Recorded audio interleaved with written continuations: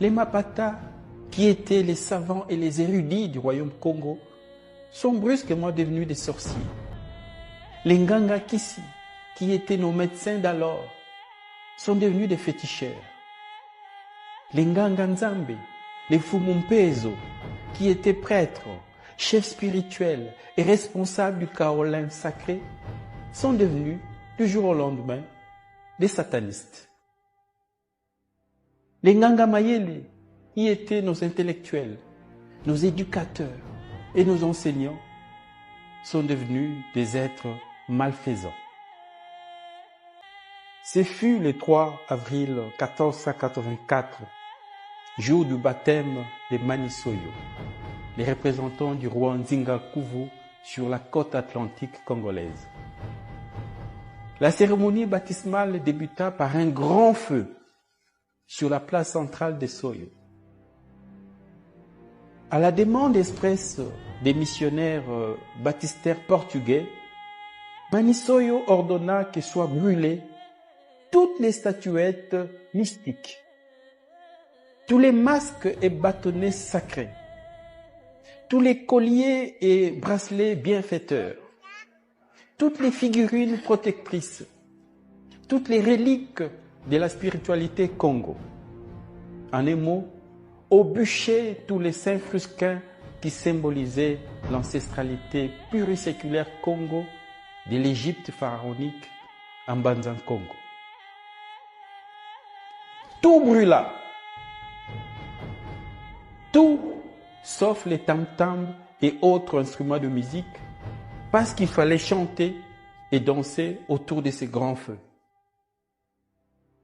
Ces jours-là, les conquistadors européens installèrent malicieusement la suprématie de leur civilisation dans tous les coins et recoins de nos consciences. Après nous avoir suggéré l'incinération ontologique de notre civilisation. Ces bûchers, c'était donc la mise à feu de notre âme. C'était les brasiers de notre mémoire, la calcination de notre passé, la crémation de notre culture, l'ignition de notre histoire. Depuis ce fameux 3 avril 1484, nous avons cessé d'être les descendants d'Osiris, d'Isis et d'Amon-Ra. Nous avons cessé d'être la progéniture des Kam, des Couches, des Mizraïm, des Nimrod.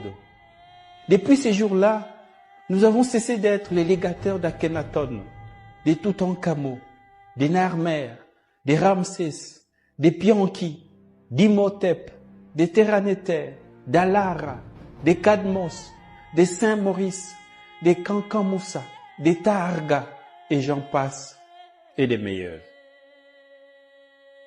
Voilà nos illustres ancêtres de l'Égypte pharaonique, de la Nubie, des Méroé, des Napata, qui ont été le premier au monde à avoir pratiqué l'agriculture, l'élevage et l'architecture le long du Nil. Ils ont écrit le premier texte sacré monothéiste de l'histoire humaine, ainsi que le texte des pyramides. C'est toujours eux, nos ancêtres de Kemet, qui ont inventé les sciences, la philosophie, la médecine, les calendriers, les arts, l'écriture, l'ésotérisme spirituel, la religion monothéiste. Dépouillés de notre ancestralité égyptienne et nubienne, nous voici devenus un peuple sans père, sans repère, sans mémoire, sans passé. Un peuple tombé depuis dans la mésestime de soi, dans le mépris de soi.